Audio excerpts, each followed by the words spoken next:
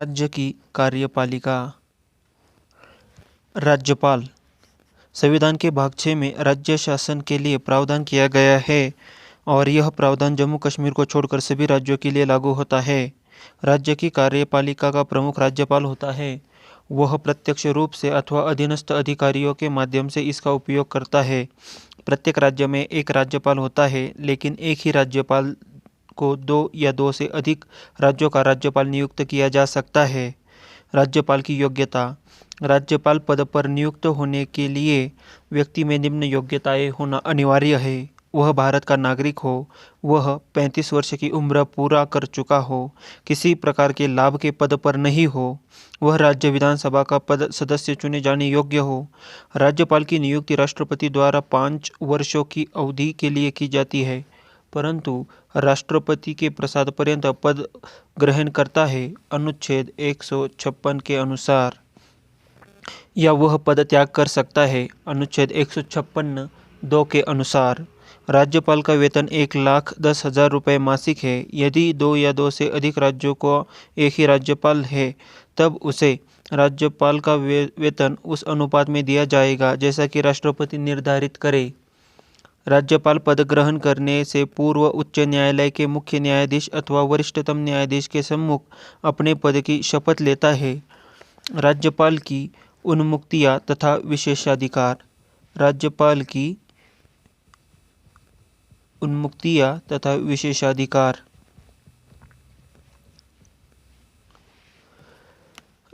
1. वह अपने पद की शक्तियों के प्रयोग तथा कर्तव्यों के पालन के लिए किसी न्यायालय के प्रति उत्तरदायी नहीं है। राज्यपाल की पदावधि के दौरान उसके विरुद्ध किसी भी न्यायालय में किसी भी प्रकार की आपराधिक कार्रवाई नहीं प्रारंभ की जा सकती है। जब वह पद पर हो, तब उसकी गिरफ्तारी का आदेश किसी न्यायालय द्वारा जारी नहीं किया जा सकता है।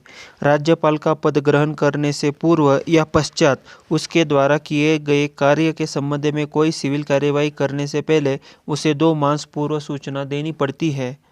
राज्यपाल की शक्तियाँ तथा कार्य। राज्यपाल की शक्तियाँ तथा कार्य। राज्य के समस्त कार्यपालिका कार्य राज्यपाल के नाम से किए जाते हैं।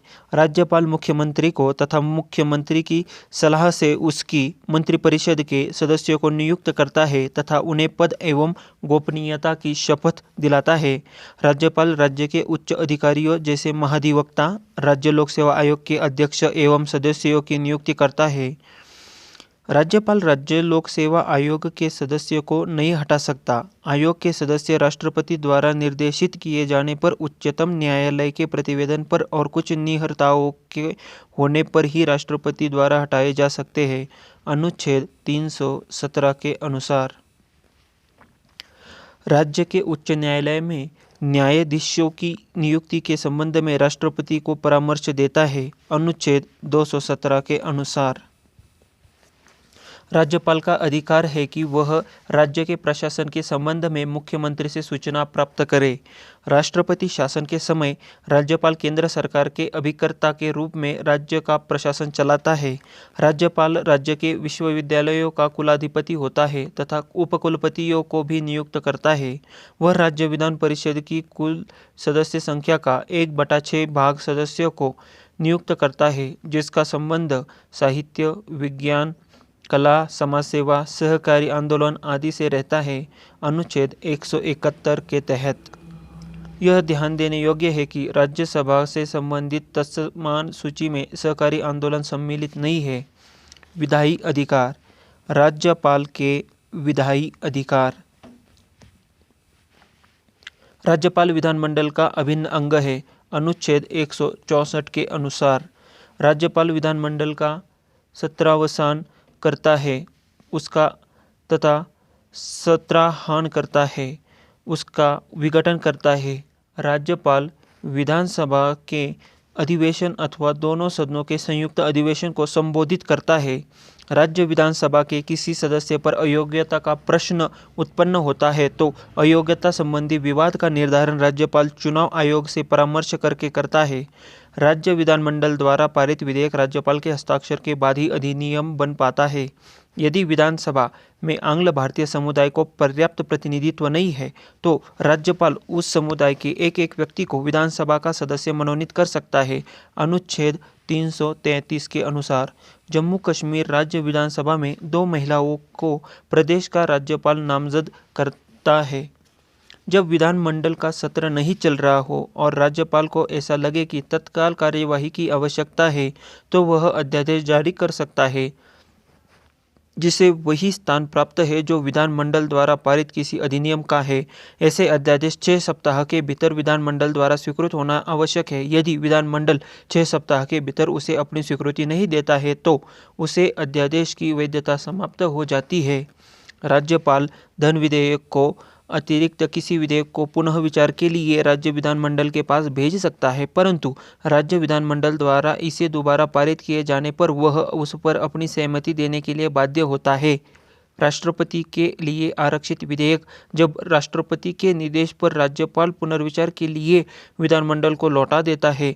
ऐसे लौटाए जाने पर विधानमंडल 6 मास के भीतर उस विधेयक पर पुनर्विचार करेगा और यदि उसे पुनः पारित किया जाता है तो विधेयक राष्ट्रपति को पुनः प्रस्तुत किया जाएगा, किंतु इस पर भी राष्ट्रपति के लिए अनुमति देना अनिवार्य नहीं है। अनुच्छेद 201 के तहत राज्यपाल किसी विधेयक को राष्ट्रपति के विचार के लिए आरक्षित रख सकता है। यह आरक्षित विधेयक तभी प्रभावी होगा जब राष्ट्रपति उसे अनुमति प्रदान कर दे। राज्यपाल को राष्ट्रपति के लिए विधेयक आरक्षित करना उस समय अनिवार्य है जब विधेयक उच्च न्यायालय की शक्तियों का अल्पीकरण करता है, जिससे यदि विधेयक विधि बन जाएगा तो उच्च न्यायालय की संवैधानिक स्थिति को खतरा होगा। राज्यपाल के वित्तीय अधिकार। राज्यपाल के वित्तीय अधिकार। राज्यपाल प्रत्येक वित्तीय वर्ष में वित्त मंत्री को विधानमंडल के सम्मुख वार्षिक वित्तीय विवरण प्रस्तुत करने के लिए कहता है। विधानसभा में धन विधेयक राज्यपाल की पूर्व अनुमति से ही पेश किया जाता है। ऐसा कोई विधेयक जो राज्य की संचित निधि से खर्च निकालने की व्यवस्था करता हो उस समय तक विधानमंडल द्वारा पारित नहीं किया जा सकता जब तक राज्यपाल इसकी संस्तुति न कर दे। राज्यपाल की संस्तुति के बिना अनुदान की किसी मांग को विधानमंडल के सम्मुख नहीं रखा जा सकता। न्यायिक अधिकार। राज्यपाल के न्यायिक अधिकार। राज्यपाल किसी दंड को क्षमा, उसका प्रतिवलंबन, विराम या परिहार कर सकेगा या किसी दंडादेश का निलंबन, परिहार या लघुकरण कर सकेगा। यह ऐसे व्यक्ति के संबंध में होगा जिसे ऐसी विधि के अधीन अपराध के लिए सीधा दोष ठहराया गया है जिसके संबंध में राज्य की कार्यपालिका शक्ति का विस्तार है। अनुच्छेद 161 के अनुसार राष्ट्रपति को सभी प्रकार के मृत्यु दंडादेश के मामले में क्षमादान की शक्ति प्राप्त है, जबकि राज्यपाल को मृत्यु दंडादेश के मामले में ऐसी शक्ति प्राप्त नहीं है। इसी प्रकार राष्ट्रपति का सेना न्यायालय कोर्ट मार्शल के दंडादेश के मामले में क्षमादान की शक्ति प्राप्त है, जबकि राज्यपाल को ऐसी शक्ति नहीं प्राप्त है। आपात शक्ति। जब राज्यपाल को यह समाधान हो जाता है कि ऐसी परिस्थिति या उत्पन्न हो गई है जिनमें राज्य का शासन संविधान के उपबंधों के अनुसार नहीं चलाया जा सकता, तो वह राष्ट्रपति के प्रतिवेदन भेजकर अनुच्छेद 356 के अनुसार यह कह सकता है कि राष्ट्रपति राज्य के शासन के सभी या कोई कृत्य स्वयं ग्रहण कर ले। इसे सामान्यतः राष्ट्रपति शासन कहा जाता है। राज्यपाल की स्थिति। यदि हम राज्यपाल के उपर्युक्त अधिकारों पर दृष्टिपात करें तो ऐसा लगता है कि राज्यपाल एक बहुत शक्तिशाली अधिकारी है, किंतु वास्तविकता इससे सर्वथा भिन्न है। हम संसदीय शासन प्रणाली को अपनाया है जिसमें मंत्रिपरिषद विधानमंडल के प्रति उत्तरदायी होती है, अतः वास्तविक शक्तियाँ मंत्रिपरिषद को प्राप्त होती है, न कि राज्यपाल को। राज्यपाल एक संवैधानिक प्रमुख के रूप में कार्य करता है, किंतु असाधारण स्थितियों में उसे इच्छानुसार कार्य करने के अवसर प्राप्त हो सकते हैं। उपराज्यपाल है दिल्ली में, पौंडीचेरी में, अंडमान और निकोबार द्वीप समूह के लिए। प्रशासक दादरा एवं नगर हवेली के लिए, लक्षद्वीप के लिए तथा दमन तथा दीव के लिए। पंजाब का राज्यपाल अपने दायित्वों के साथ साथ चंडीगढ़ का प्रशासक भी होता है। विधान परिषद अनुच्छेद 171। विधान परिषद राज्य विधानमंडल का उच्च सदन होता है। यदि किसी राज्य की विधानसभा अपने कुल सदस्यों के पूर्ण बहुमत तथा उपस्थित मतदान करने वाले सदस्यों के 2/3 बहुमत से प्रस्ताव पारित करे तो संसद उस राज्य में विधान परिषद स्थापित कर सकती है अथवा उसका लोप कर सकती है। वर्तमान में केवल 7 राज्यों में उत्तर प्रदेश, कर्नाटक, जम्मू कश्मीर, महाराष्ट्र, बिहार, आंध्र प्रदेश एवं तेलंगाना में विधान परिषदें विद्यमान है। विधान परिषद के कुल सदस्यों की संख्या उस राज्य की विधानसभा के कुल सदस्यों की संख्या की 1/3 से अधिक नहीं हो सकती, किंतु किसी भी अवस्था में विधान परिषद के सदस्यों की कुल संख्या 40 से कम नहीं हो सकती। अपवाद जम्मू कश्मीर 36 सदस्य है। विधान परिषद का सदस्य बनने के लिए न्यूनतम आयु सीमा 30 वर्ष है। विधान परिषद के प्रत्येक सदस्य का कार्यकाल 6 वर्ष होगा, किंतु प्रति दूसरे वर्ष 1/3 सदस्य अवकाश ग्रहण करते हैं व उनके स्थान पर नवीन सदस्य निर्वाचित होते हैं। यदि कोई व्यक्ति किसी सदस्य की मृत्यु या त्यागपत्र द्वारा हुई आकस्मिक रिक्ति को भरने के लिए निर्वाचित होता है तो वह सदस्य शेष अवधि के लिए सदस्य रहता है, 6 वर्ष के लिए नहीं। विधान परिषद के सदस्यों का निर्वाचन अनुपातिक प्रतिनिधित्व के एकल संक्रमणीय पद्धति के द्वारा होता है। विधान परिषद की कुल सदस्यों के 1/3 सदस्य राज्य की स्थानीय स्वशासी संस्थाओं के एक निर्वाचक मंडल द्वारा निर्वाचित होते हैं।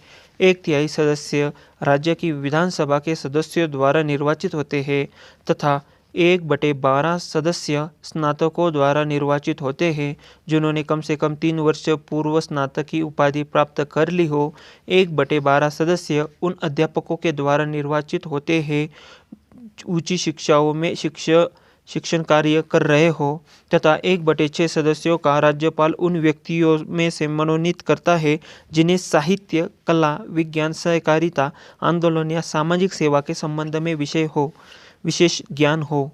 विधान परिषद की किसी भी बैठक के लिए कम से कम 10 या विधान परिषद के कुल सदस्यों के 1 इनमें जो भी अधिक हो गणपूर्ति होगा। विधान परिषद अपने सदस्यों में से 2 के क्रमशः सभापति एवं उपसभापति चुनती है। सभापति एवं उपसभापति को विधानमंडल द्वारा निर्धारित वेतन एवं भत्ते प्राप्त होते हैं। सभापति एवं उपसभापति को संबोधित कर एवं उपसभापति सभापति को संबोधित कर त्यागपत्र दे सकता है अथवा परिषद के सदस्यों को बहुमत से पारित प्रस्ताव द्वारा उसे अपदस्थ भी किया जा सकता है, किंतु ऐसे किसी प्रस्ताव को लाने के लिए 14 दिन की पूर्व सूचना आवश्यक है। विधानसभा अनुच्छेद 170 के अनुसार विधानसभा का कार्यकाल 5 वर्ष है, किंतु विशेष परिस्थिति में राज्यपाल को यह अधिकार है कि वह इससे पूर्व भी उसको विघटित कर सकता है। विधानसभा के सत्रावसान के आदेश राज्यपाल के द्वारा दिए जाते हैं। विधानसभा में निर्वाचित होने के लिए न्यूनतम आयु सीमा 25 वर्ष है। प्रत्येक राज्य की विधानसभा में कम से कम 60 और अधिक से अधिक 500 सदस्य होते हैं। अपवाद गोवा, मिजोरम, सिक्किम, इनमें 60 से कम विधानसभा सदस्य है। विधानसभाओं में जनसंख्या के आधार पर अनुसूचित जातियों और जनजातियों के लिए स्थानों का आरक्षण किया जाता है। अनुच्छेद 332 के अनुसार विधानसभा की अध्यक्षता करने के लिए एक अध्यक्ष का चुनाव करने का अधिकार सदन को प्राप्त है, जो इसकी बैठकों का संचालन करता है। साधारणतया विधानसभा अध्यक्ष सदन में मतदान नहीं करता, किंतु यदि सदन में मत बराबरी में बंट जाए तो यह निर्णायक मत देता है। जब कभी अध्यक्ष को उसके पद से हटाने का प्रस्ताव विचाराधीन हो, उस समय वह सदन की बैठकों की अध्यक्षता नहीं करता है। किसी विधेयक को धन विधेयक माना जाए अथवा नहीं, इसका निर्णय विधानसभा अध्यक्ष के द्वारा किया जाता है। सदन की बैठकों के लिए सदन के कुल सदस्यों के 1/10 सदस्यों की उपस्थिति की गणपूर्ति हेतु आवश्यक है। विधानसभा के अधिकार और कार्य। विधानसभा के अधिकार और कार्य। विधि निर्माण। इसे राज्य सूची से संबंधित विषयों पर विधि निर्माण का अनन्य अधिकार प्राप्त है। समवर्ती सूची से संबंध विषयों पर संसद की तरह राज्य विधानमंडल भी विधि निर्माण कर सकता है, किंतु यदि दोनों द्वारा निर्मित विधियों पर परस्पर विरोध की सीमा तक संसदीय विधि वर्णनीय है। वित्तीय विषयों से संबंधित प्रक्रिया। राज्य विधानमंडल राज्य सरकार की वित्तीय अवस्था को पूर्णतया नियंत्रित करता है। प्रत्येक वित्तीय वर्ष के प्रारंभ में विधानमंडल के सम्मुख वार्षिक वित्तीय विवरण अथवा बजट प्रस्तुत किया जाता है, जिसमें शासन की आय और व्यय का विवरण रहता है। बजट वित्त मंत्री द्वारा रखा जाता है। कोई धन विधेयक प्रारंभ में विधान परिषद में प्रस्तुत नहीं किया जा सकता। जब विधानसभा किसी धन विधेयक को पारित कर देती है, तब वह विधान परिषद के पास भेज दिया जाता है। विधान परिषद को 14 दिनों के भीतर विधानसभा को लौटाना पड़ता है। विधान परिषद उस विधेयक के संबंध में संस्तुतियां तो दे सकती है, किंतु वह न तो उसे स्वीकार कर सकती है और न उसमें संशोधन कर सकती है। विधानसभा द्वारा पारित किए गए विधेयक को दोनों सदनों द्वारा पारित समझ लिया जाता है तथा राज्यपाल को उस पर अपनी सहमति देनी पड़ती है। कार्यपालिका पर नियंत्रण। मंत्रिपरिषद सामूहिक रूप से विधानसभा के प्रति उत्तरदायी है। जब कभी मंत्रिपरिषद के विरुद्ध अविश्वास प्रस्ताव पारित हो जाता है, तो समूचा मंत्रिपरिषद को त्यागपत्र देना पड़ता है। संवैधानिक संशोधन। संघीय स्वरूप को प्रभावित करने वाला कोई संविधान संशोधन विधेयक यदि संसद के दोनों सदनों के द्वारा पारित हो जाता है, तो आधे से अधिक राज्यों के विधानमंडल द्वारा उसकी पुष्टि आवश्यक है। निर्वाचन संबंधी अधिकार। राष्ट्रपति के निर्वाचन में जितना मताधिकार संसद के दोनों सदनों के सदस्यों को प्राप्त है, उतना ही राज्यों की विधानसभाओं के निर्वाचित सदस्यों को प्राप्त है। विधानसभा और विधान परिषद की सदस्य संख्या। प्रमुख राज्य। उत्तर प्रदेश में विधानसभा के 403 सदस्य हैं, वही विधान परिषद के 99। वही गुजरात में विधानसभा के 182 सदस्य हैं।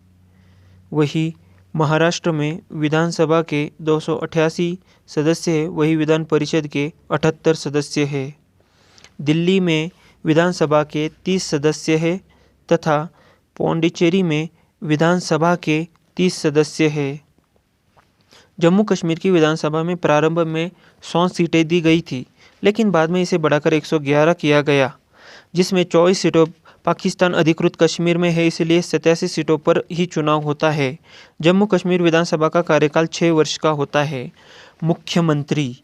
अनुच्छेद 164 के अनुसार मुख्यमंत्री की नियुक्ति राज्यपाल द्वारा की जाती है। साधारणतः वैसे व्यक्ति को मुख्यमंत्री नियुक्त किया जाता है जो विधानसभा में बहुमत दल का नेता होता है। राष्ट्रीय राजधानी क्षेत्र दिल्ली एवं पौंडीचेरी की चुनाव पश्चात मुख्यमंत्री की नियुक्ति राष्ट्रपति द्वारा होती है और मुख्यमंत्री राष्ट्रपति के प्रति उत्तरदायी होता है। मुख्यमंत्री ही शासन का प्रमुख प्रवक्ता और मंत्रिपरिषदों की बैठकों का अध्यक्ष होता है। मंत्रिपरिषद के निर्णयों को मुख्यमंत्री ही राज्यपाल तक पहुंचाता है। जब कभी राज्यपाल कोई बात मंत्रिपरिषद तक पहुंचाना चाहता है, तो वह मुख्यमंत्री के द्वारा यह कार्य करता है। राज्यपाल के सारे अधिकारों का प्रयोग मुख्यमंत्री ही करता है। केंद्र राज्य संबंध। केंद्र तथा राज्यों के संबंध। भारत में केंद्र राज्य संबंध संघवाद की ओर उन्मुख है और संघवाद की इस प्रणाली को कनाडा के संविधान से लिया गया है। भारतीय संविधान में केंद्र तथा राज्य के मध्य विधायी, प्रशासनिक तथा वित्तीय शक्तियों का विभाजन किया गया है, लेकिन न्यायपालिका को विभाजन की परिधि से बाहर रखा गया है। भारतीय संविधान की 7वीं अनुसूची में केंद्र एवं राज्य की शक्तियों के बंटवारे से संबंधित 3 सूची दी गई है: संघ सूची, राज्य सूची एवं समवर्ती सूची। औपचारिक रूप में और कानून की दृष्टि से इन सूचियों की विषयों की संख्या वही बनी हुई है जो मूल संविधान में थी। संघ सूची। अब हम देखेंगे संघ सूची।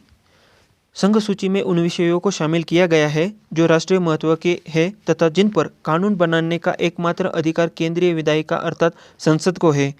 इस सूची में इस समय कुल 100 विषय है। मूलतः 97 विषय थे, जिनमें प्रमुख है रक्षा, विदेशी मामले, युद्ध, अंतर्राष्ट्रीय संधि, अणुशक्ति, सीमा शुल्क, जनगणना, विदेशी ऋण, डाक एवं तार प्रसारण, टेलीफोन, विदेशी व्यापार, रेल तथा वायु एवं जल परिवहन आदि।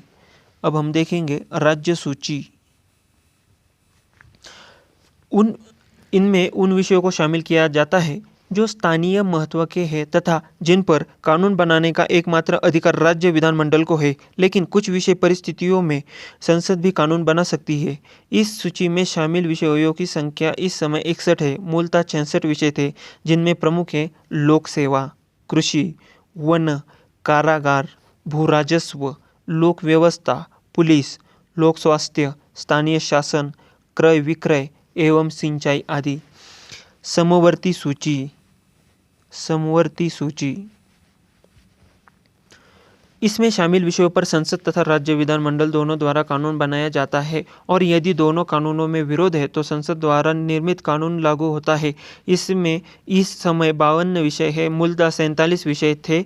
उनमें प्रमुख है राष्ट्रीय जलमार्ग, परिवार नियोजन, जनसंख्या नियंत्रण, समाचार पत्र, कारखाना, शिक्षा, आर्थिक तथा सामाजिक योजना।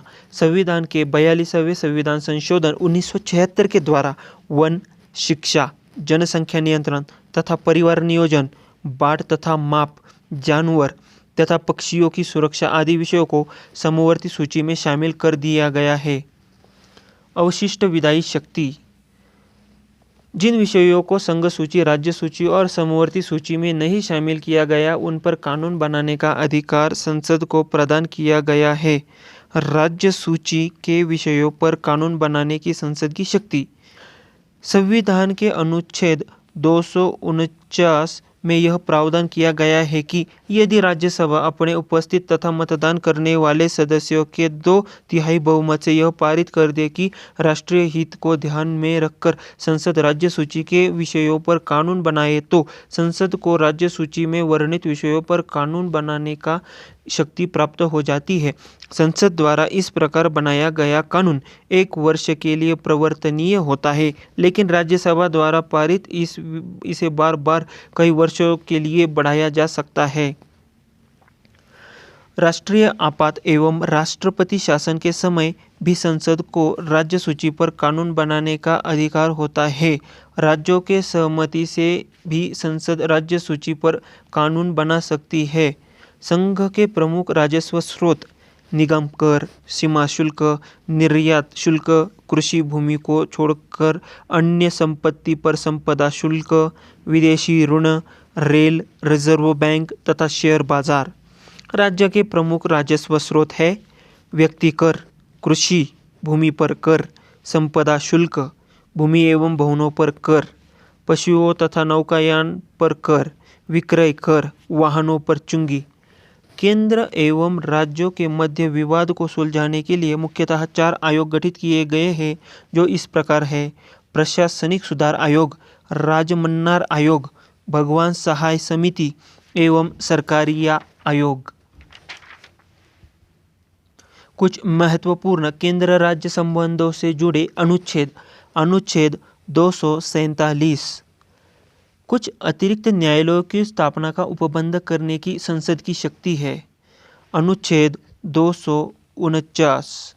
अनुच्छेद 249 राष्ट्रहित में राज्य सूची से संबंधित किसी मामले में संसद की कानून बनाने की शक्ति। अनुच्छेद 250। अनुच्छेद 250 यह बताता है कि राज्य सूची के किसी विषय पर आपातकाल की स्थिति में संसद की कानून बनाने की शक्ति है।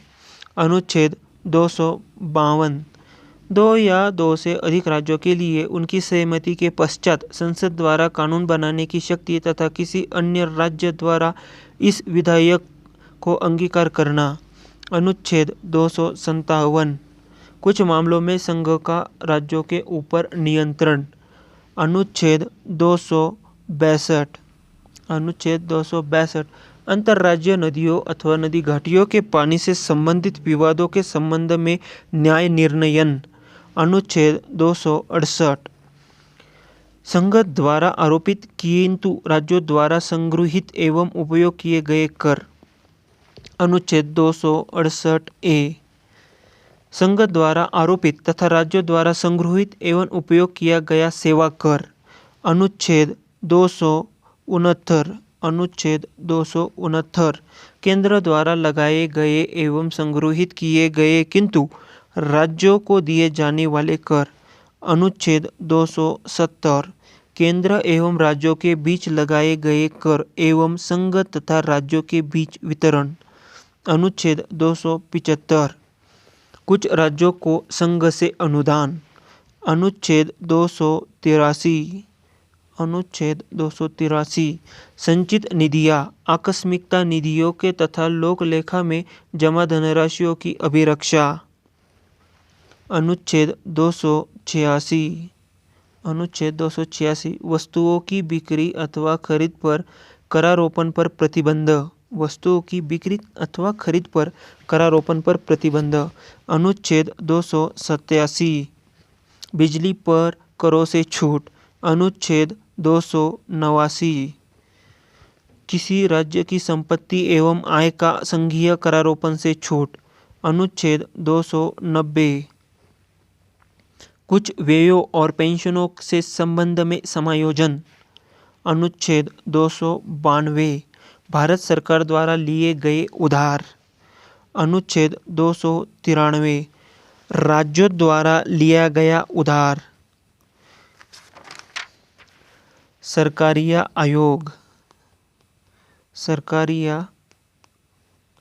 आयोग 1983 ईस्वी में केंद्र सरकार ने उच्चतम न्यायालय के सेवानिवृत्त न्यायाधीश R.S. सरकारिया की अध्यक्षता में केंद्र राज्य संबंधों पर एक 3 सदस्यीय आयोग का गठन किया। V. शिवरामन और M.R. सेन आयोग के 2 अन्य सदस्य थे। आयोग से कहा गया कि वह केंद्र और राज्य सरकार के बीच सभी व्यवस्थाओं व कार्य पद्धतियों का परीक्षण करे और इस संबंध में उचित परिवर्तन व प्रामाणिक सिफारिशें प्रदान करे। इसे अपने काम को पूरा करने के लिए 1 वर्ष का समय दिया गया, तथापि इसका कार्यकाल 4 बार बढ़ाना पड़ा। रिपोर्ट अंतिम अक्टूबर 1987 ईस्वी में पेश की गई और इसका सार आधिकारिक तौर पर जनवरी 1988 ईस्वी में जारी किया गया। आयोग ने केंद्र राज्य संबंध की सुधार की दिशा में 247 सिफारिशें प्रस्तुत की।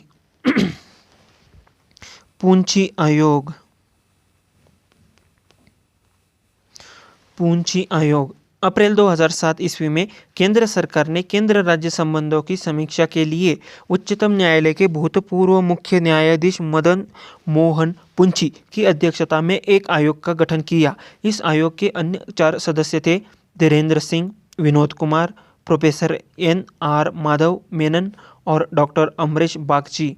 फरवरी 2008 ईस्वी में डॉक्टर बागची के निधन के पश्चात विजय शंकर को आयोग के एक सदस्य के रूप में अक्टूबर 2008 ईस्वी में नियुक्त किया गया। इस आयोग का गठन इसलिए किया गया था कि 2 दशक पहले गठित सरकारिया आयोग के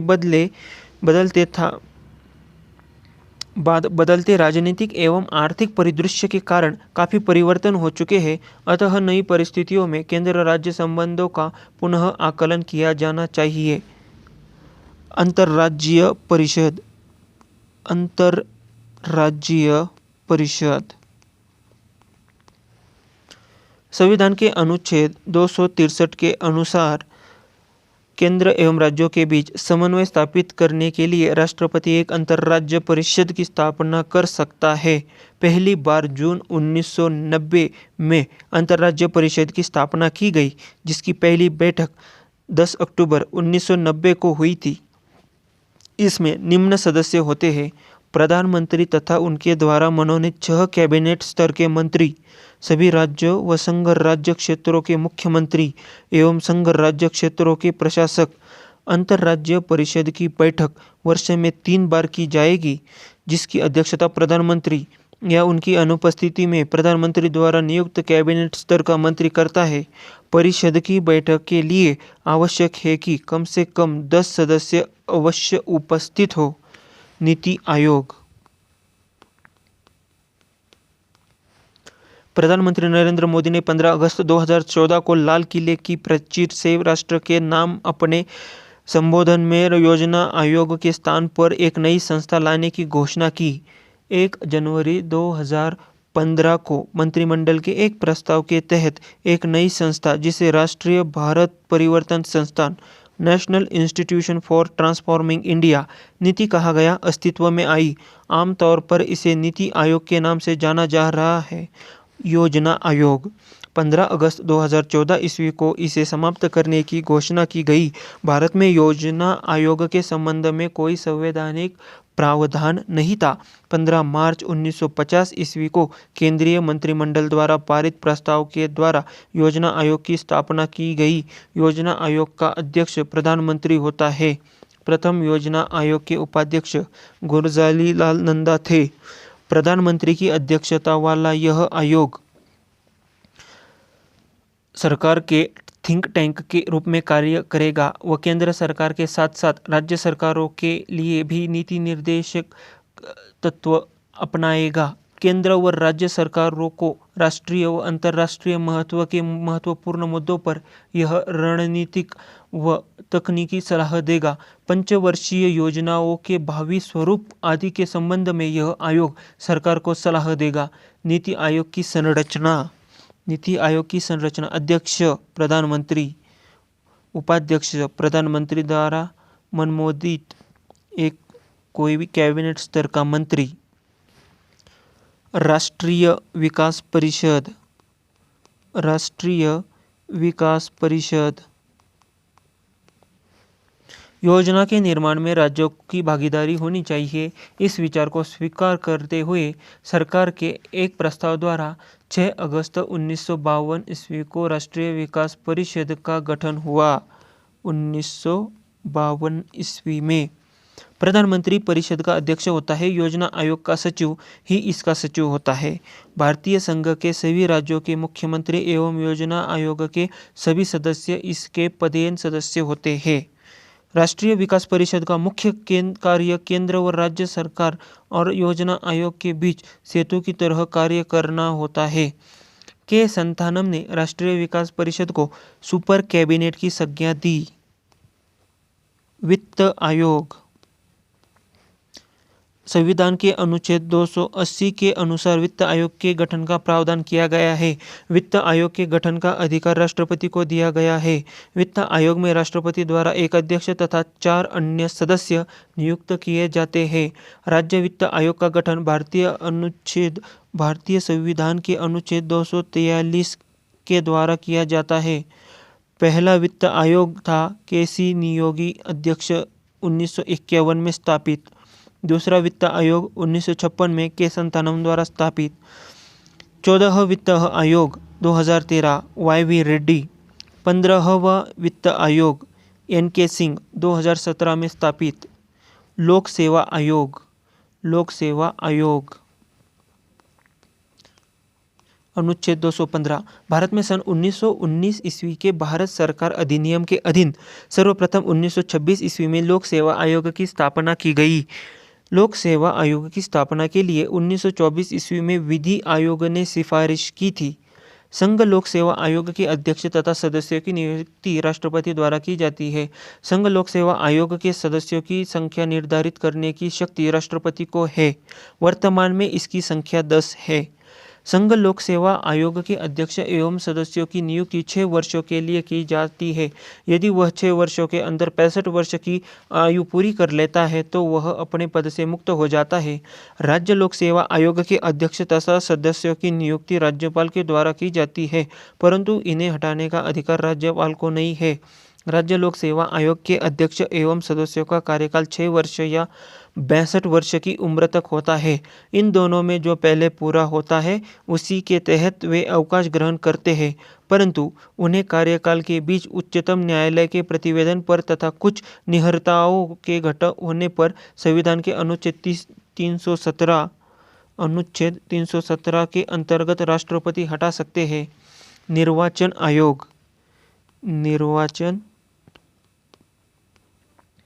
आयोग संविधान के भाग 15 के अनुच्छेद 324 से लेकर 329 में निर्वाचन से संबंधित उपबंध किया गया है। भारत निर्वाचन आयोग की स्थापना 25 जनवरी 1950 ईस्वी को हुई थी। यह एक स्थायी संवैधानिक निकाय है। निर्वाचन आयोग का गठन मुख्य निर्वाचन आयुक्त एवं अन्य निर्वाचन आयुक्तों से किया जाता है, जिनकी नियुक्ति राष्ट्रपति के द्वारा की जाती है। मुख्य चुनाव आयुक्त का कार्यकाल 6 वर्ष या 65 वर्ष की आयु जो भी पहले हो तब तक होगा। अन्य चुनाव आयुक्तों का कार्यकाल 6 वर्ष या 62 वर्ष की आयु जो भी पहले हो तब तक रहता है। मुख्य चुनाव आयुक्त तथा अन्य चुनाव आयुक्तों को सर्वोच्च न्यायालय में के न्यायाधीशों के बराबर वेतन मिलता है। पहले चुनाव आयोग के एक सदस्यीय आयोग था, परंतु अक्टूबर 1993 ईस्वी में 3 सदस्यीय आयोग बना दिया गया। इलेक्ट्रॉनिक वोटिंग मशीन केरल के पारूर विधानसभा के 50 बूथ पर इलेक्ट्रॉनिक वोटिंग मशीन ईवीएम का प्रयोग पहली बार 1982 में किया गया। नवंबर 1998 में मध्य प्रदेश के 5, राजस्थान के 5 एवं दिल्ली के 6 विधानसभाओं के चुनाव में बड़े पैमाने पर ईवीएम का प्रयोग किया गया। ईवीएम का प्रयोग करके 1999 में पूरा चुनाव कराने वाला प्रथम राज्य गोवा है। ईवीएम का प्रयोग करके पहली बार 2004 में संपूर्ण आम चुनाव कराया गया। 2009 से आम चुनाव एवं सभी विधानसभाओं के चुनाव में ईवीएम का प्रयोग होने लगा।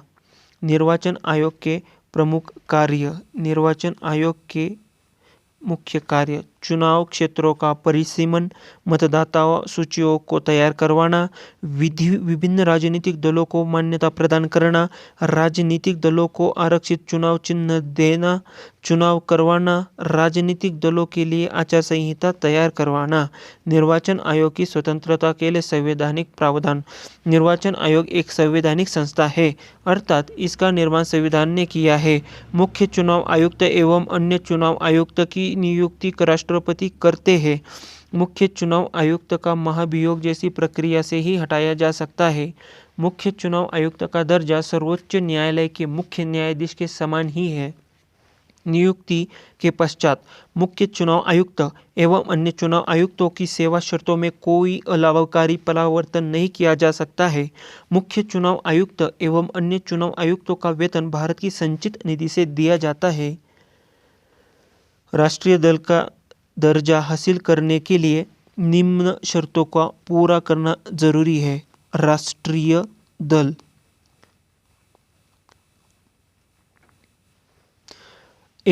लोकसभा आम चुनाव अथवा राज्य विधानसभा चुनाव में किन्हीं 4 अथवा अधिक राज्यों में कुल डाले गए वैध मतों का 6% प्राप्त करना जरूरी होगा।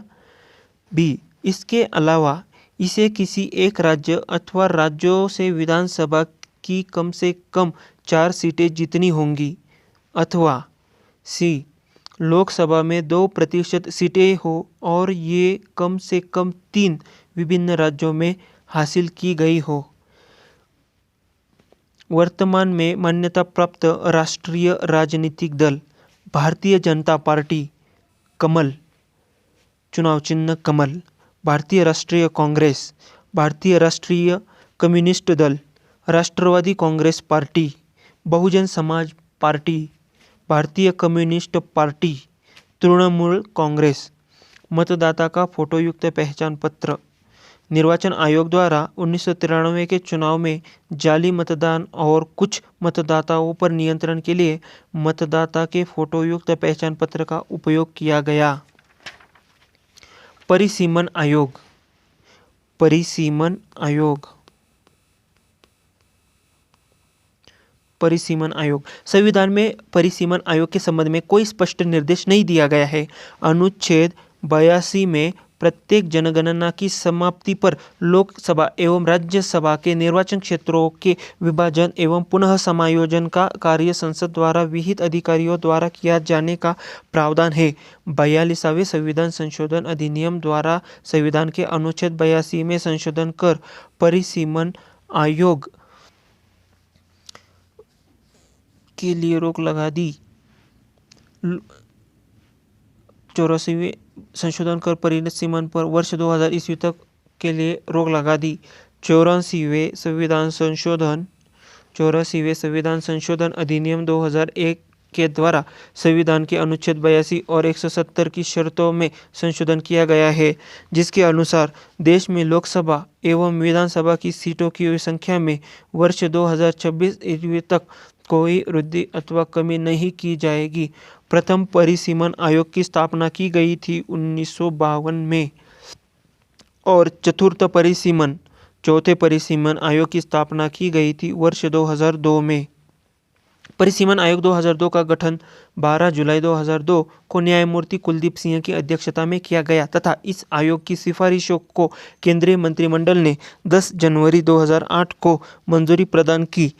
नए परिसीमन से लोकसभा में आरक्षित सीटों की संख्या बढ़ जाएगी। नया परिसीमन 2001 की जनगणना के आधार पर किया गया है। परिसीमन आयोग में देश के मुख्य निर्वाचन आयुक्त सहित सभी राज्य व केंद्र शासित प्रदेशों के निर्वाचन आयुक्त इस आयोग के सदस्य होते हैं। भारतीय राज्य व्यवस्था में वरीयता अनुक्रम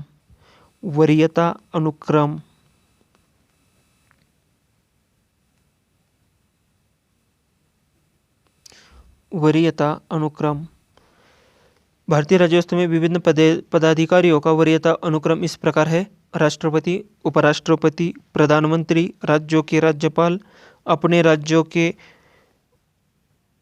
राज्यों में भूतपूर्व राष्ट्रपति, उप प्रधानमंत्री, भारत का मुख्य न्यायाधीश तथा लोकसभा अध्यक्ष, केंद्रीय कैबिनेट मंत्री तथा राजदूत, उच्चतम न्यायालय के न्यायाधीश, मुख्य निर्वाचन आयुक्त, राज्यसभा का उपसभापति, लोकसभा का उपाध्यक्ष, योजना आयोग के सदस्य तथा केंद्र में राज्य मंत्री। भारत रत्न एकमात्र ऐसा पुरस्कार है जिसे वरीयता अनुक्रम में स्थान दिया गया है।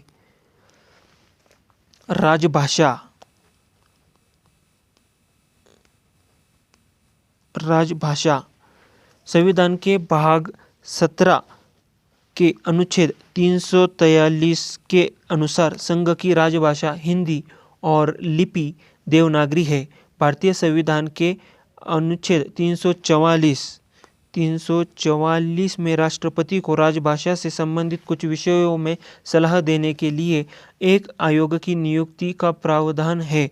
राष्ट्रपति ने इस अधिकार का प्रयोग करते हुए 1955 में श्री B.G. खरे की अध्यक्षता में प्रथम राजभाषा आयोग का गठन किया।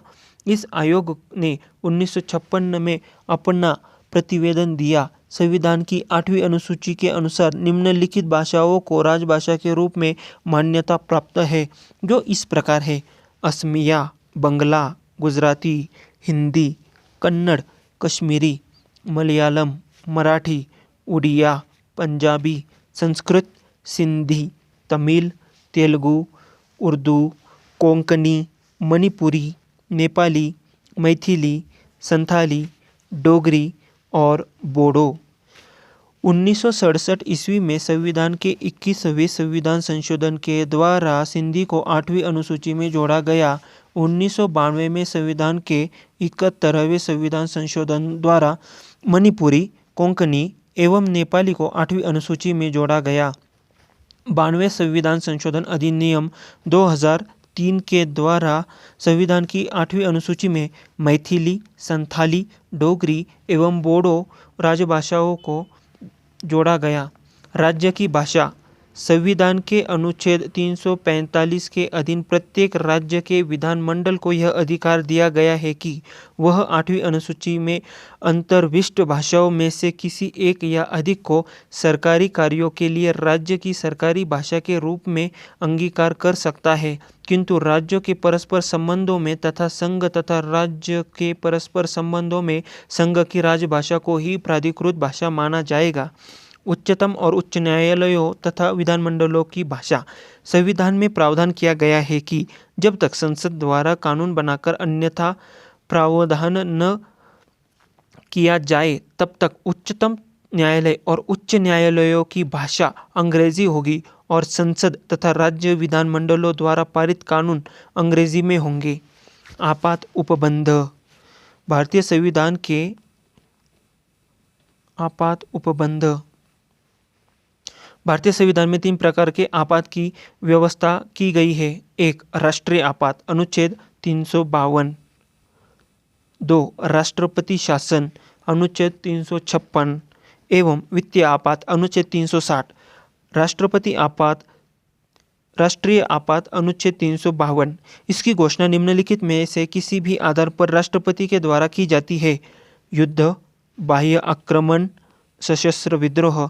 राष्ट्रीय आपात की घोषणा राष्ट्रपति के मंत्रिमंडल की लिखित सिफारिश पर करता है। राष्ट्रीय आपात की उद्घोषणा को न्यायालय में प्रश्नगत किया जा सकता है। 44वें संविधान संशोधन द्वारा अनुच्छेद 352 के अधीन उद्घोषणा संपूर्ण भारत में या उसके किसी भाग में की जा सकती है। राष्ट्रीय आपात के समय में राज्य सरकार निलंबित नहीं की जाती है, अपितु वह संघ की कार्यपालिका के पूर्ण नियंत्रण में आ जाती है। राष्ट्रपति द्वारा की गई आपात की घोषणा 1 माह तक प्रवर्तन में रहती है और यदि इस दौरान इसे संसद के 2/3 बहुमत से अनुमोदित करवा लिया जाता है तो यह 6 माह तक प्रवर्तन में रहती है। संसद इसे पुनः एक बार में 6 महीने तक बढ़ा सकती है। यदि आपात की उद्घोषणा तब की जाती है जब लोकसभा का विघटन हो गया हो और या लोकसभा का विघटन 1 मास के अंतर्गत आपात उद्घोषणा का अनुमोदन किए बिना हो जाता है, तो आपात उद्घोषणा लोकसभा की प्रथम बैठक की तारीख से 30 दिन के अंदर अनुमोदित होना चाहिए, अन्यथा 30 दिन के बाद यह प्रवर्तन में नहीं रहेगी। यदि लोकसभा साधारण बहुमत से आपात उद्घोषणा को वापस लेने का प्रस्ताव पारित कर देती है तो राष्ट्रपति को उद्घोषणा वापस लेनी पड़ती है। आपात उद्घोषणा पर विचार करने के लिए लोकसभा का विशेष अधिवेशन तब आहूत किया जा सकता है जब लोकसभा की कुल सदस्य संख्या के 1/10 सदस्यों द्वारा लिखित सूचना लोकसभा अध्यक्ष को जब सत्र चल रहा हो या राष्ट्रपति को जब सत्र नहीं चल रहा हो दी जाती है। लोकसभा अध्यक्ष या राष्ट्रपति सूचना प्राप्ति के 14 दिनों के अंदर लोकसभा का विशेष अधिवेशन आहूत करते हैं। आपातकाल की उद्घोषणा के प्रभाव। अनुच्छेद 352 के अनुसार आपातकाल की उद्घोषणा के प्रभाव। जब कभी संविधान के अनुच्छेद 352 के अंतर्गत आपात उपबंध राष्ट्रीय आपात लागू होता है तो निम्न परिणाम होते हैं। राज्य की कार्यपालिका शक्ति संघीय कार्यपालिका के अधीन हो जाती है। संसद की विधायी शक्ति राज्य सूची से संबद्ध विषयों तक विस्तृत हो जाती है, अर्थात संसद को राज्य सूची में वर्णित विषयों पर कानून बनाने का अधिकार प्राप्त हो जाता है।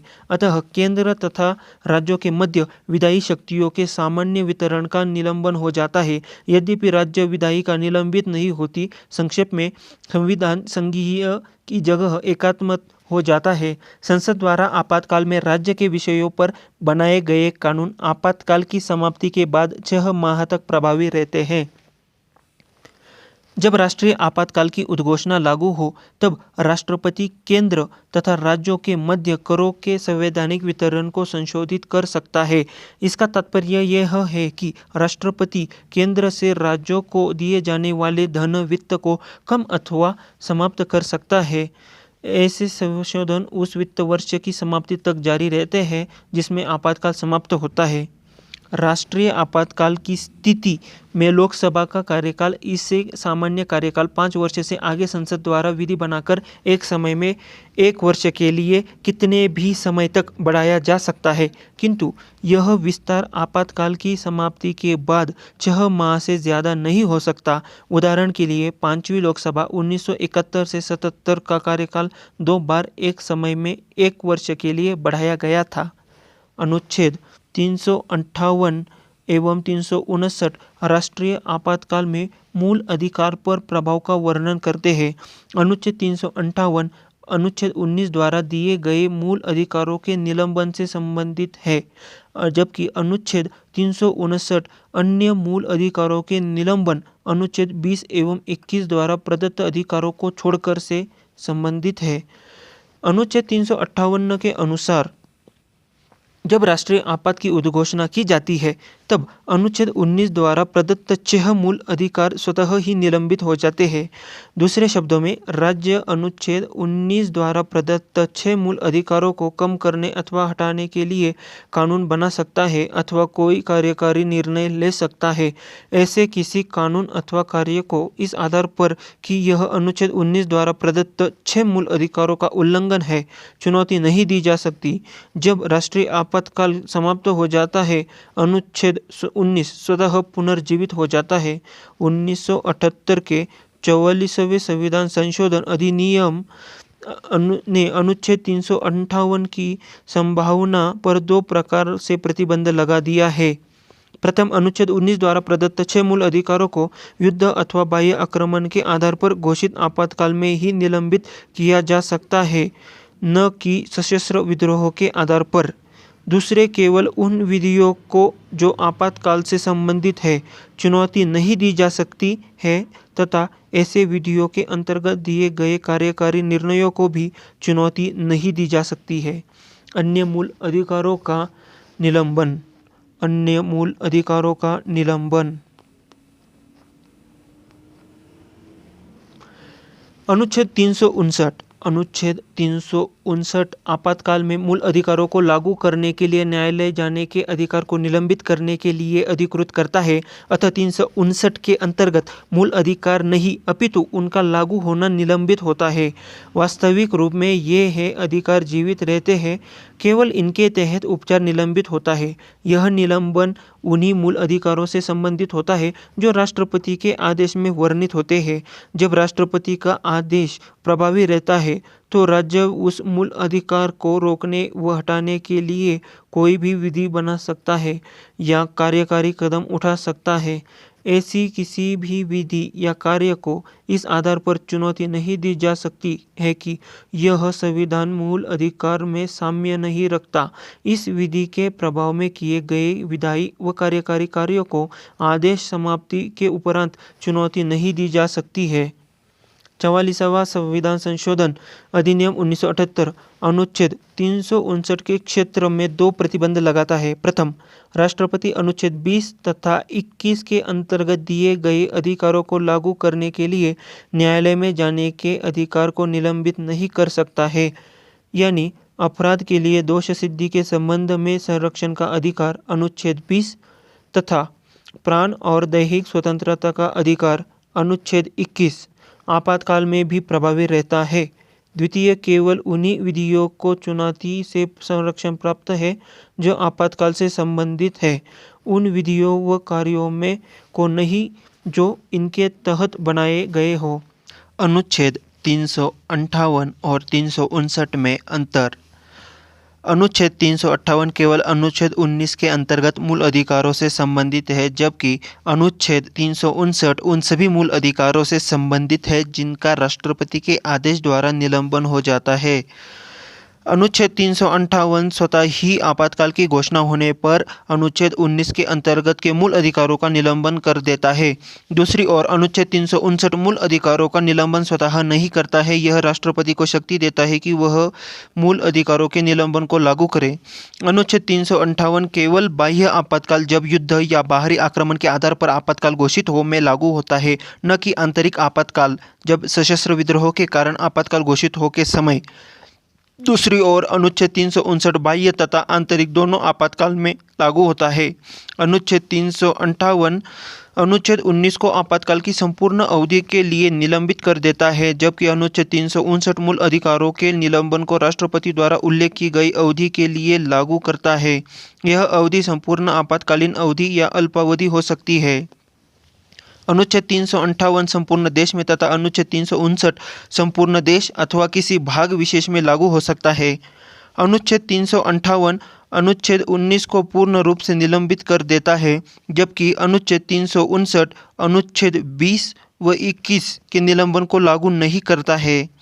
अनुच्छेद 358 राज्य को अनुच्छेद 19 के अंतर्गत मूल अधिकारों से साम्य नहीं रखने वाले नियम बनाने का अधिकार देता है, जबकि अनुच्छेद 359 केवल उन्हीं मूल अधिकारों के संबंध में ऐसे कार्य करने का अधिकार देता है जिन्हें राष्ट्रपति के आदेश द्वारा निलंबित किया गया है। अनुच्छेद 352 के अधीन बाह्य आक्रमण के आधार पर आपात की प्रथम घोषणा चीनी आक्रमण के समय 26 अक्टूबर 1962 ईस्वी को की गई थी। यह उद्घोषणा 10 जनवरी 1968 ईस्वी को वापस ले गई। दूसरी बार आपात की उद्घोषणा 3 दिसंबर 1971 ईस्वी को पाकिस्तान से युद्ध के समय की गई बाह्य आक्रमण के आधार पर। तीसरी बार राष्ट्रीय आपात की घोषणा 26 जून 1975 ईस्वी को आंतरिक गड़बड़ी की आशंका के आधार पर जारी की गई थी। दूसरी तथा तीसरी उद्घोषणा को मार्च 1977 में वापस ले लिया गया। राज्य में राष्ट्रपति शासन अनुच्छेद 356 के अधीन राष्ट्रपति किसी राज्य में यह समाधान हो जाने पर कि राज्य में संवैधानिक तंत्र विफल हो गया है अथवा राज्य संघ की कार्यपालिका के किन्हीं निर्देशों का अनुपालन करने में असमर्थ रहता है तो आपात स्थिति की घोषणा कर सकता है। राज्य में आपात की घोषणा के बाद संघ न्यायिक कार्य छोड़कर राज्य प्रशासन के कार्य अपने हाथ में ले लेता है। राज्य में आपात उद्घोषणा की अवधि 2 मास होती है। इससे अधिक के लिए संसद से अनुमति लेनी होती है, तब यह 6 मास की होती है। अधिकतम 3 वर्ष तक यह एक राज्य के प्रवर्तन में रह सकती है। इससे अधिक के लिए संविधान में संशोधन करना पड़ता है।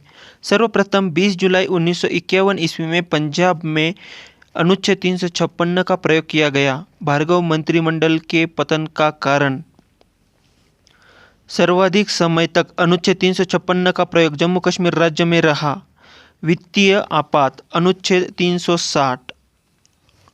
360 के तहत वित्तीय आपात की उद्घोषणा राष्ट्रपति द्वारा तब की जाती है जब उसे विश्वास हो जाए कि ऐसी स्थिति विद्यमान है जिसके कारण भारत के वित्तीय स्थायित्व का साख को खतरा है। वित्तीय आपात की घोषणा को 2 महीनों के भीतर संसद के दोनों सदनों के सम्मुख रखना तथा उनकी स्वीकृति प्राप्त करना आवश्यक है। वित्तीय आपात की घोषणा उस समय की जाती है जब लोकसभा विघटित हो तो 2 महीने के भीतर राज्यसभा की स्वीकृति मिलने के उपरांत वह आगे भी लागू रहेगी, किंतु नवनिर्वाचित लोकसभा द्वारा उसकी प्रथम बैठक के आरंभ से 30 दिन के भीतर ऐसी घोषणा की स्वीकृति आवश्यक है। इसकी अधिकतम समय सीमा निर्धारित नहीं की गई है, यानी एक बार यदि इसे संसद के दोनों सदनों से मंजूरी प्राप्त हो जाए तो वित्तीय आपात अनिश्चित काल के लिए तब तक प्रभावी रहेगा जब तक इसे वापस न लिया जाए। राष्ट्रपति वित्तीय आपात की घोषणा को किसी समय वापस ले सकता है। वित्तीय आपात का प्रभाव। उच्चतम न्यायालय एवं उच्च न्यायालय के न्यायाधीशों और संघ तथा राज्य सरकारों के अधिकारियों के वेतन में कमी की जा सकती है। राष्ट्रपति आर्थिक दृष्टि से किसी भी राज्य सरकार को निर्देश दे सकता है। राष्ट्रपति को यह अधिकार प्राप्त हो जाता है कि वह राज्य सरकारों को यह निर्देश दे कि राज्य के समस्त वित्त विधेयक उसकी स्वीकृति से विधानसभा में प्रस्तुत किए जाए। राष्ट्रपति केंद्र तथा राज्यों में धन संबंधी विभाजन के प्रावधानों में आवश्यक संशोधन कर सकते हैं। भारत के राष्ट्रीय चिन्ह। राष्ट्रीय प्रतीक नेशनल सिंबल। भारत का राष्ट्रीय प्रतीक सारनाथ स्थित अशोक के सिंह स्तंभ के शीर्ष भाग की अनुकृति है। भारत सरकार ने इसे 26 जनवरी 1950 ईस्वी को अपनाया। प्रतीक के नीचे मुंडकोपनिषद के में लिखा सूत्र सत्यमेव जयते देवनागरी लिपि में अंकित है। शासकीय कार्यों में प्रयोग में लाए जाने वाले राष्ट्रीय प्रतीक अलग अलग रंग के होते हैं।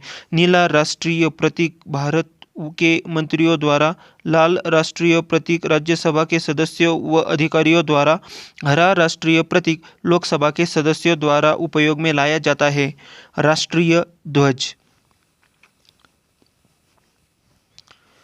3 पट्टियों वाला तिरंगा गहरा केसरिया ऊपर, सफ़ेद बीच में और गहरा हरा सबसे नीचे है। सफ़ेद पट्टी के बीच में नीले रंग का चक्र है जिसमें 24 तीलियां है तथा इसे सारनाथ में अशोक के सिंह स्तंभ पर बने चक्र से लिया गया है। ध्वज की लंबाई एवं चौड़ाई का अनुपात 3:2 है।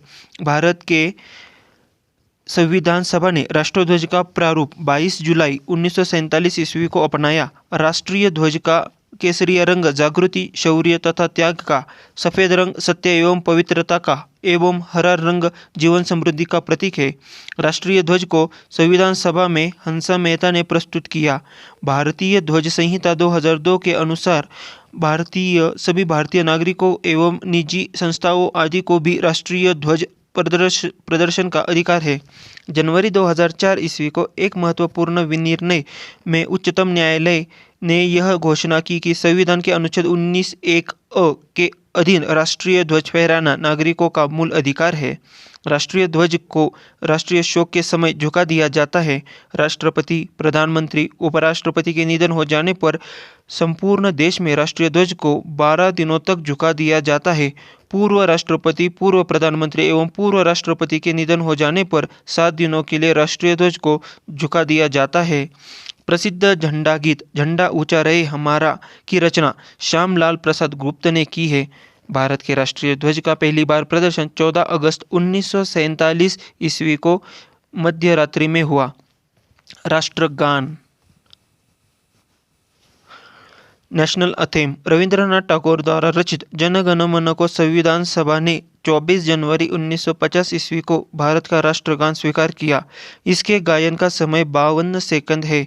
यह संक्षिप्त अवधि 20 सेकंड है, जिसमें इसकी प्रथम और अंतिम पंक्तियां गाई जाती है।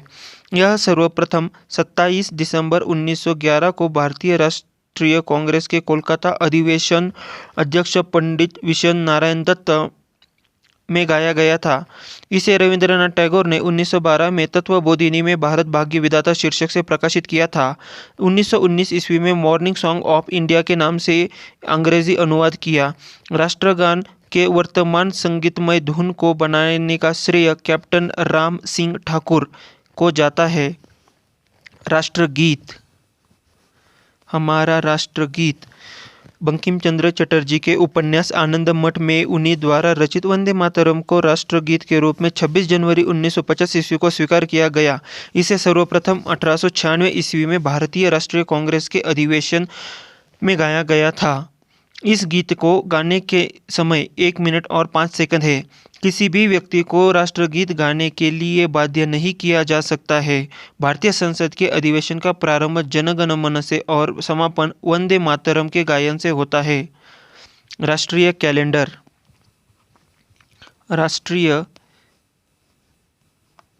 कैलेंडर ग्रेगोरियन कैलेंडर के साथ देश भर के लिए शक संवत पर आधारित राष्ट्रीय पंचांग को सरकारी प्रयोग के लिए 22 मार्च 1957 ईस्वी को अपनाया गया। इसका पहला महीना चैत्र है। यह सामान्यतः सामान्य वर्ष में 22 मार्च को, एक लीप वर्ष में 21 मार्च को प्रारंभ होता है। राष्ट्रीय पुष्प भारत का राष्ट्रीय पुष्प कमल नेलम्बो न्यूसिफेरा गार्टन है। राष्ट्रीय पक्षी भारत का राष्ट्रीय पक्षी मयूर है, पावो क्रिस्टेटस। राष्ट्रीय पशु भारत का राष्ट्रीय पशु बाघ है। राष्ट्रीय फल आम भारत का राष्ट्रीय फल है। राष्ट्रीय वृक्ष बरगद भारत का राष्ट्रीय वृक्ष है। राष्ट्रीय नदी 4 नवंबर 2008 को गंगा को राष्ट्रीय नदी घोषित किया गया।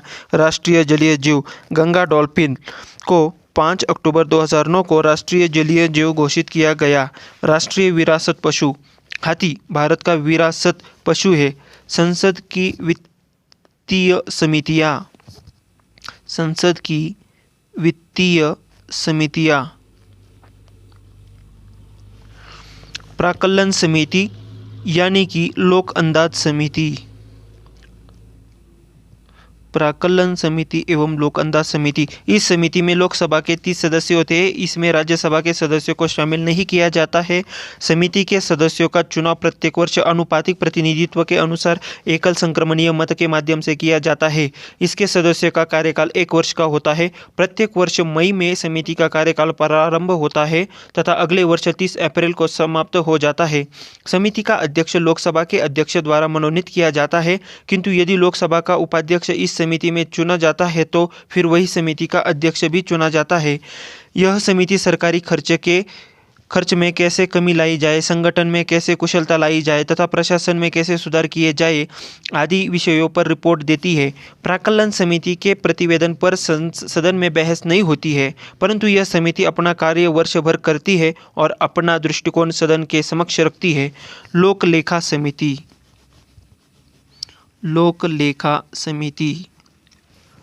प्राक्कलन समिति की जुड़वा बहन के रूप में ज्ञात इस समिति में 22 सदस्य होते हैं, जिसमें 15 सदस्य लोकसभा द्वारा तथा 7 सदस्य राज्यसभा द्वारा 1 वर्ष के लिए निर्वाचित किए जाते हैं।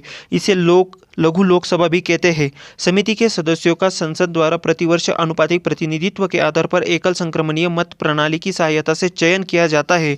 इस समिति के अध्यक्ष का मनोनयन लोकसभा अध्यक्ष के द्वारा किया जाता है तथा लोकसभा सचिवालय इस समिति के कार्यालय की भूमिका अदा करता है। 1967 ईस्वी में पहली बार श्री मीनू मसानी विरोधी दल के नेता बने तो उन्हें लोक लेखा समिति का अध्यक्ष भी मनोनीत कर लिया गया और उसी समय से विरोधी दल के सदस्यों में से किसी सदस्य को इस समिति के अध्यक्ष मनोनीत करने की परंपरा शुरू हुई। लोक लेखा समिति में राज्यसभा के सदस्यों को यह सदस्य माना जाता है तथा उन्हें मत देने का अधिकार प्राप्त नहीं है। लोक लेखा समिति के मुख्य कार्य। लोक लेखा समिति का मुख्य कार्य। यह समिति भारत के नियंत्रक महालेखा परीक्षक द्वारा दिया गया लेखा परीक्षण संबंधी प्रतिवेदनों की जांच करती है।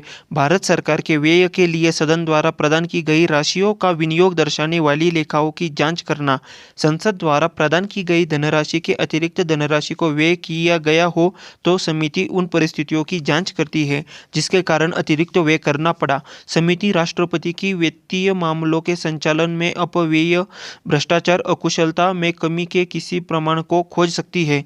लोक लेखा समिति अपना प्रतिवेदन लोकसभा को देती है जिसमें कि जो अनियमितताएं उसके ध्यान में आई है उन पर संसद में बहस हो और उन पर प्रभावी कदम उठाए जा सके। सरकारी उपक्रमों की समिति। सरकारी उपक्रमों की समिति। कृष्ण मेनन समिति की संस्तुति पर 1963 ईस्वी में सार्वजनिक उपक्रमों पर नियंत्रण के लिए लोकसभा ने सार्वजनिक उपक्रम समिति की व्यवस्था की। इस समिति में 22 सदस्य होते हैं जिनमें से 15 लोकसभा तथा 7 राज्यसभा द्वारा आनुपातिक प्रतिनिधित्व की एकल संक्रमणीय मत पद्धति द्वारा निर्वाचित किए जाते हैं। कोई भी मंत्री इस समिति का सदस्य नहीं होता है। प्रत्येक वर्ष मई के प्रारंभ में इस समिति का गठन किया जाता है। समिति का अध्यक्ष लोकसभा अध्यक्ष द्वारा नामजद किया जाता है। इस समिति के निम्न कार्य है। सरकारी उपक्रमों समिति में सरकारी उपक्रमों के प्रतिवेदनों और लेखाओं की तथा उन पर नियंत्रक एवं महालेखा परीक्षक के प्रतिवेदनों की जांच करना, ऐसे विषयों की जांच करना जो सदन या अध्यक्ष द्वारा निर्दिष्ट किए जाए। कुछ अन्य मुख्य समितियां। अन्य समितियां।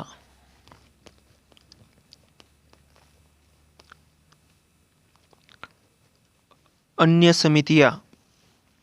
कार्य मंत्रणा समिति। लोकसभा की कार्य मंत्रणा समिति में अध्यक्ष सहित 15 सदस्य होते हैं। लोकसभा का अध्यक्ष इसका पदेन अध्यक्ष होता है।